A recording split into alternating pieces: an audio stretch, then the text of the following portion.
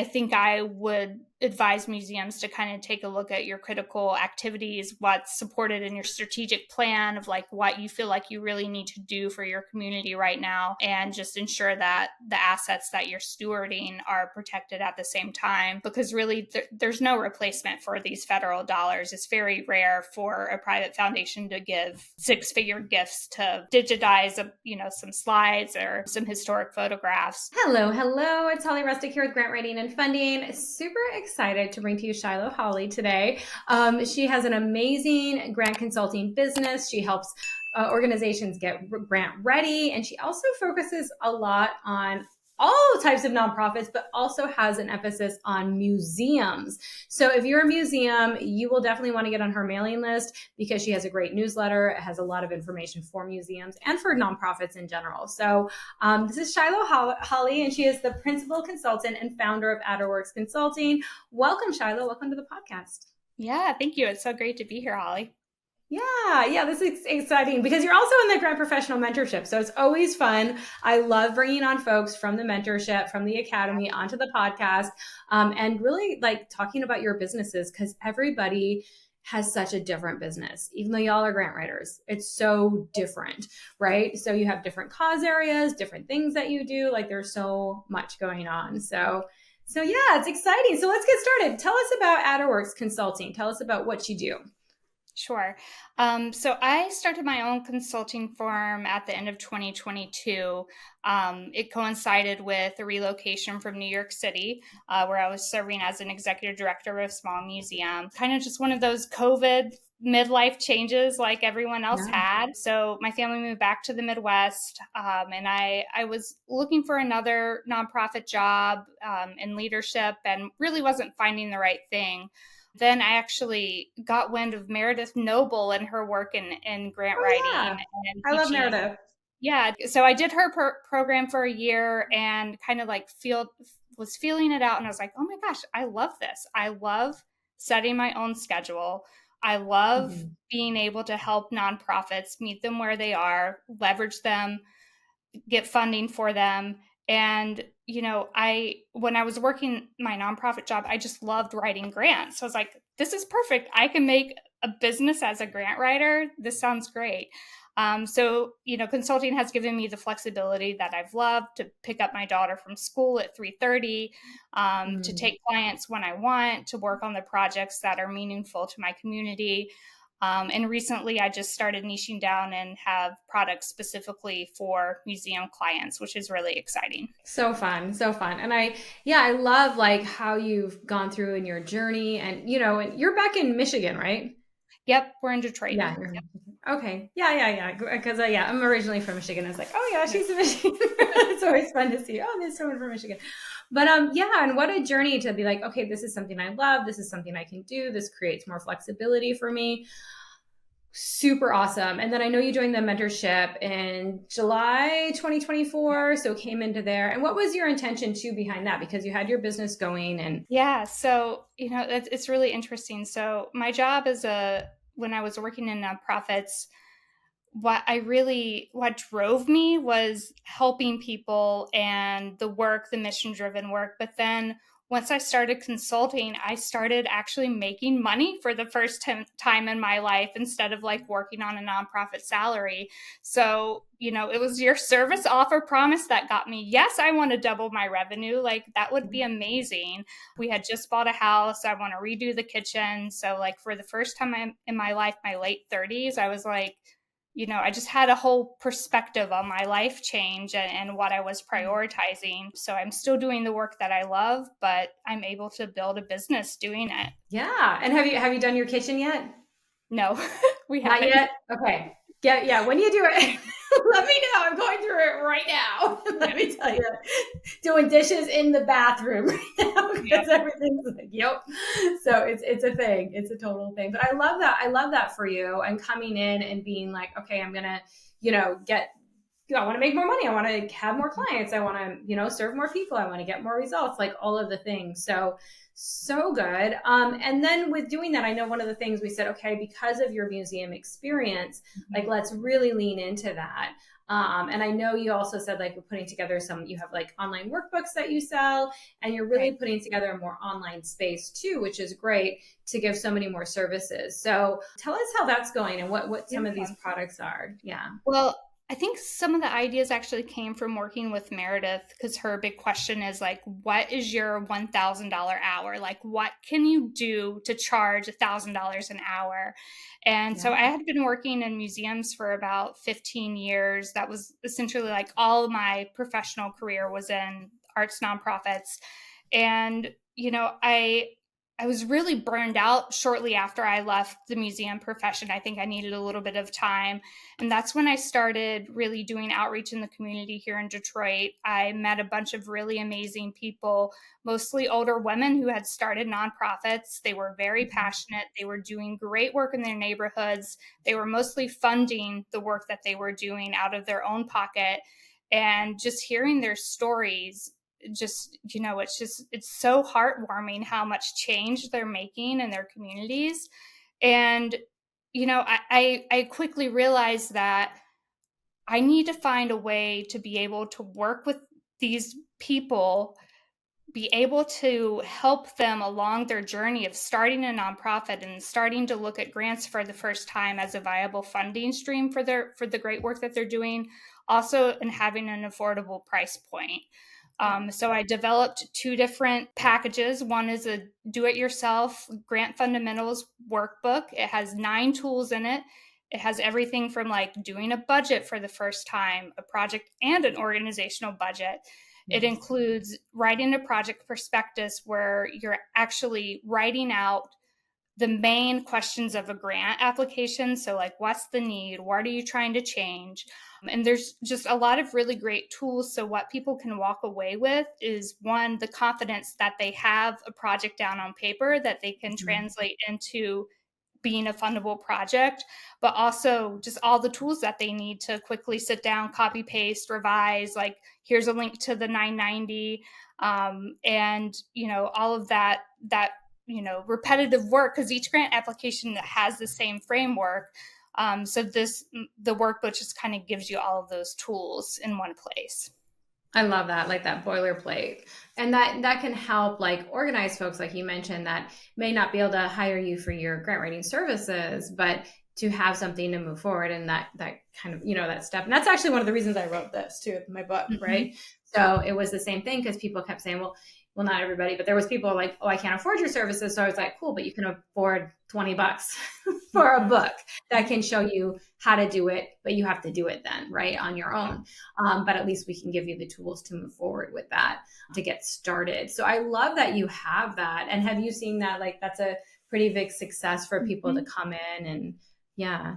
Yeah, we just launched maybe about 2 months ago. We've had a few people do the workbook offer, and a few people do our white glove service, which is grant fundamentals. We use those same 9 tools, but we're developing them with you, alongside you. And it's been great. We have a organization that we're working with. They're in the animation space, doing animation education. They just finished and they just graduated, and it's just been amazing to see the confidence shift of someone coming in and like, oh, people tell me I have to write grants, I don't really know where to start. Like, so it's been really great to be able to provide a way to make organizations confident while giving them the baseline skills and materials that they need for a grant application, and be able to qualify their project. That's a big part too, is that, we're giving tips on funding research. If you can't afford $1,500 for our cursory grant research, here's tips on how to do it in instrumental and how you can align yourself to funders. Oh, that's great. So you have a DIY and then you kind of have a done with you as well? Mm-hmm. Yep, that's correct. Nice. Yeah, I love that. And then you have the done for you, which would be you doing all the grant writing. So you have I love that. I love that. I know Guy, Holly has that as well, right? You guys have the same last name too. That's so funny. Yeah, it's spelled the same. And I grew up in North Carolina, so I need to connect with you, Guy, if you're listening. Oh, that's so funny. Yeah, but I love that concept of, DIY. So you do it all and then done with you. So it's kind of like a hybrid and then done for you. So, and obviously different price points, right, for each of those different journeys, because it's a different amount of your time and, the thing that you're going to be putting towards it as well. So let's talk a little bit about, and that's for any nonprofit, right? That's for those folks who are thinking about starting a nonprofit, or they've already started one, but maybe they haven't gotten grants yet, or they've been getting some grants, but not that, or they haven't really, they've been applying, but maybe not getting grants. Would you say that's kind of where that product is a good fit for them? Yeah. And then you also, as you mentioned, were an executive director of a museum, and you have a lot of museum history experience, all of the things, especially with, there's certain grants that are out there for museums. And I know you have museum dedicated clients in your Accession grant writing newsletter and all of that, where you talk about more museums kind of, lens what's going on today. And I always thought that was so interesting, because it is its own niche, but obviously you have the skills for any nonprofit, but you also, if somebody is a museum, I'd be like, hire Shiloh. Like, yeah, I already got you, girl. I got your girl right here, right? Because you understand the language, the lingo, all of the things, like down to a T. So can you talk more about museum funding? Yeah. So, this had always kind of been in the back of my mind when I started out consulting, but I knew it was going to take some time to build up a business, to have people, to have a stake in a space that already kind of has its own ecosystem, and to become the go-to grant writer or fund development person in the museum space. I knew it was going to take some time. And right after I left my nonprofit job, I was burned out. I was like, I don't want to write another e-blast. I don't want to have to write on social media. So I took about 2 years, and then, really did some soul searching. And I was like, I think this is like my $1,000 hour. Like, I spent my whole professional life in museums and in the arts, like, let's do this thing. And what expedited the launch of Accession grant writing for museums was actually the federal funding freeze. I had engaged a consultant to do a website. We were in the middle of the build, middle of just kind of figuring out how to put all the pieces together in Kit, which is the mailing system that we now use. And then January 20th happened. And I was like, I have to take advantage of this opportunity, because there are so many organizations and museums out there that this is going to affect. And we're seeing that play through week after week with, various things that are happening inside all the agencies that fund museums and nonprofits. But I really wanted to become a space to share resources and connect people. And the museum community is incredibly supportive. So, it kind of expedited our launch a little bit, and it's been very hectic last few months, but it's also been great to start building up a community and talking about trends in fundraising specifically for museums and art organizations. Yeah, and I love that. Like, I'm on your email list, and I love seeing because you have such great value there, and you've just done this recent series too, and you have a major giving feasibility analysis that you've been talking about. You've been talking about different ways of getting funding, what's out there, and we're recording this just for context, because things change so quickly. We got like April 17th, so 2025, and it may not be published for a month or two, so things may have changed a little bit. So I wanted to give context to that, or a lot, but what are you seeing too, as far as let's just talk real things, like with the museums, like we've been seeing a lot of funding getting cut, or federal funding, I shall say. Yeah. So, I would say not all museums would have the resources to devote to doing a federal application. We know that it's how, cumbersome they are, how many hours they take.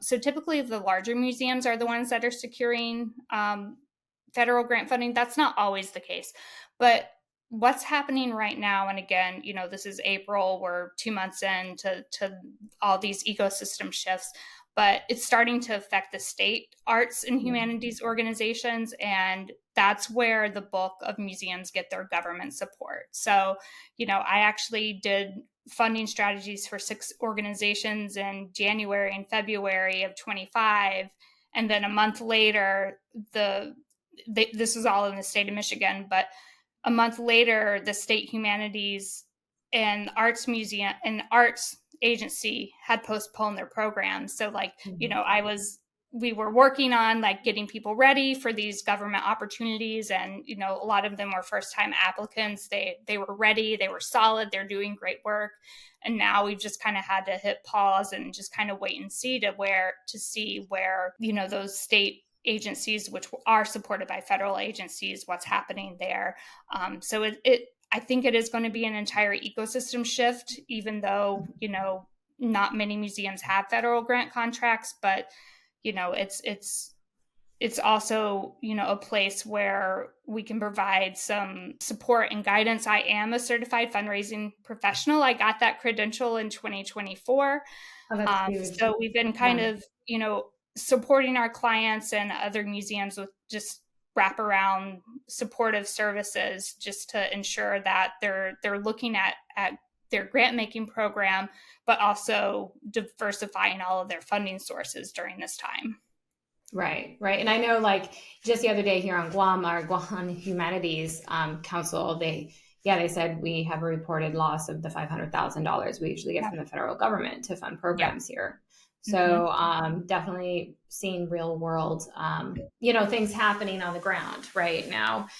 We kind of saw it coming because we knew, right, as grant writers, like we're like at the tip of the spear going, oh, we know how this is going to roll out. And now we're seeing that rollout start to happen, unfortunately.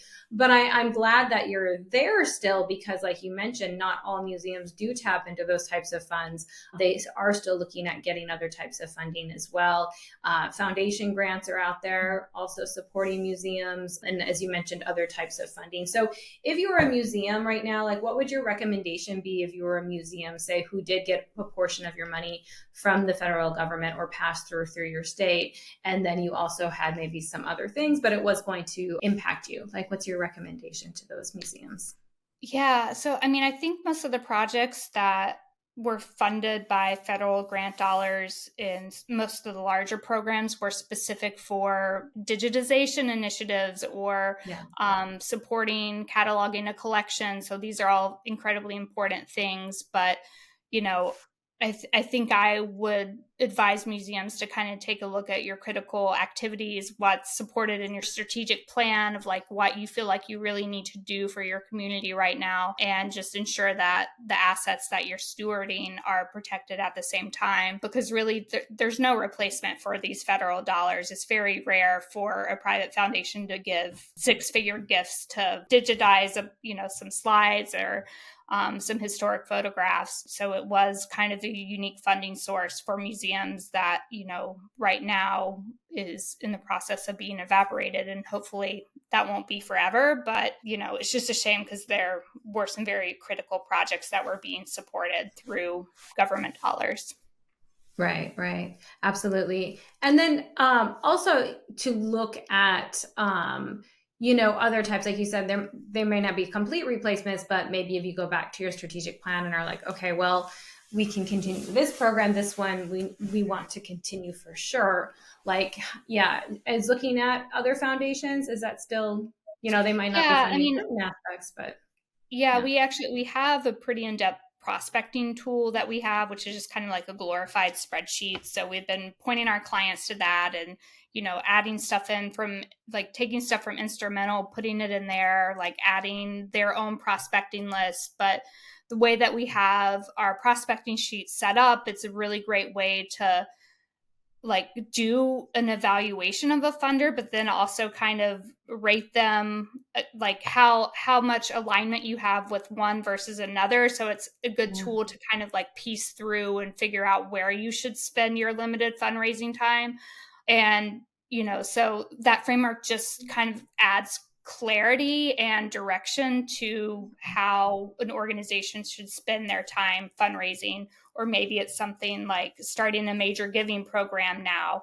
I have done with a few clients, it's called a wealth assessment in a feasibility analysis. So we take information from their donor database from individuals, run it through a wealth screening software, and then kind of figure out exactly how many potential donors can give at certain levels. Like it spits out this like incredibly That's so granular cool. data that we kind of comb through and make a recommendation of like, hey, you have 25 donors that could give at the $1 million range, but it takes an average of 4 years to prospect them and to cultivate that gift.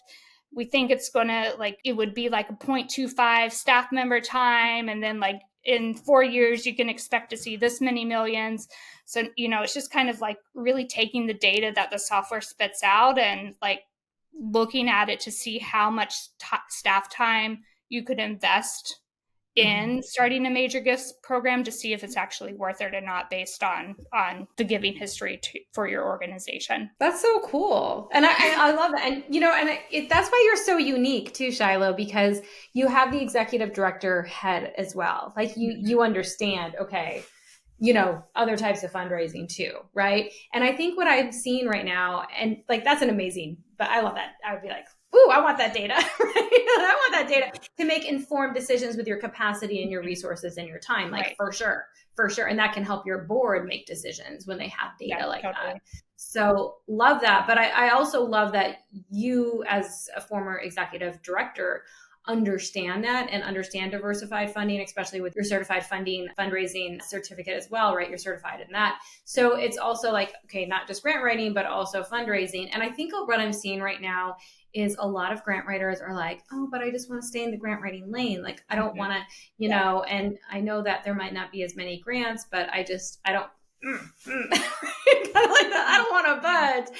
And I get that. But at the same hand, I like that you're being more flexible because you have the brain of an executive director as well. That, you know what I mean? Like, because that's different. It's kind of like all hands on deck. Let's see what we got. Right.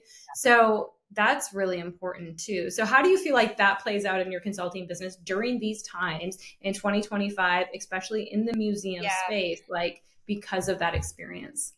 Yeah, I mean, I find myself problem solving alongside the client because each museum is different. They have different assets, they have different teams, they have different collections, they have different strengths, they have different blockbuster appeal, like just depending on their focus.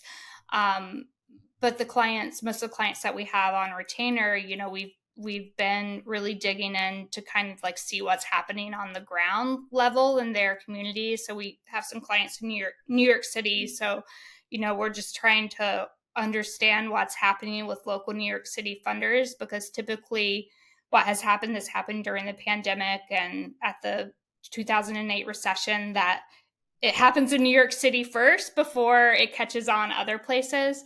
But we're just now seeing some funders pull together and do some of that like quasi relief funding that was so popular in the pandemic.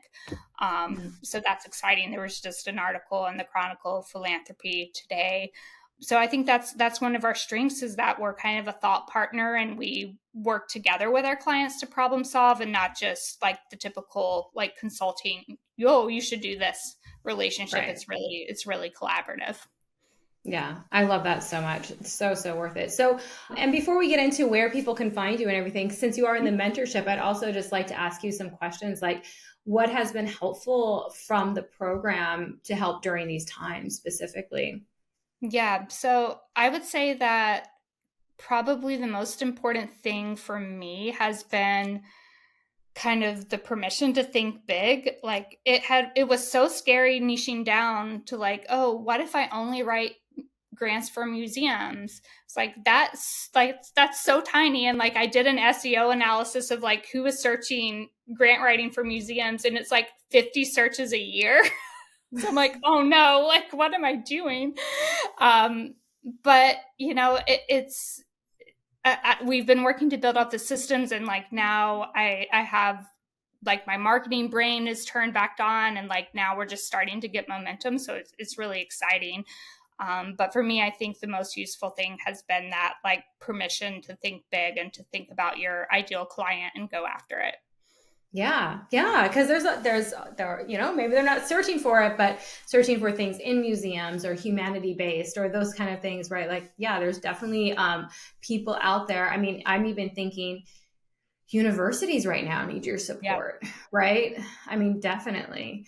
Any areas of humanities that they're doing. I know I worked on NEH grant as well for a university. It was just to your point too. It wasn't digital. Well, it was documenting endangered language, right? So it was the same type, like you said, those were popular, like very priority because it's important, right? Because there's like loss of language, right? Loss of indigenous language. Right. So they wanted to capture that before a lot of the indigenous speakers pass away, right? Like those are real things. There's definitely, like, even if it's not quote unquote museum, but like museum adjacent programs for sure, but also museums. So I love that so much. And let's just, where can people find you? Sure. So being like, I don't know, crazy as we are, we've created 2 different brands, 2 different websites. So I have Accession Grant Writing for Museums, which just launched. We are also on LinkedIn and Facebook. And then adderworks.com, which is our grant fundamentals, grant readiness, general grant writing services, mostly serving startup and growing nonprofits. Excellent. And we'll have all of the links in the show notes as well. Big shout out for all of the work that you're doing for museums and nonprofits and, all around the nation. Like, you're doing so much work for them. And y'all get on her newsletter. So good to see everything coming down and just keeping you updated and giving you free resources. Like, you guys were just doing a whole series of free downloadables in your newsletter. So it was so great to see all of the work that you are doing. And you're also relaying the news a bit too, kind of like, here's a heads up of what's going on. So those of you in museums or nonprofits, you don't need to stay stuck to the 24 news cycle. Like, get on, I always say, join a couple of newsletters. One for you would be Shiloh, so you can kind of see what's going on, especially if you're a museum. Like, get on her email list so you can feel like I can do the work and I'm still getting the information and it's going to come to me in the resources.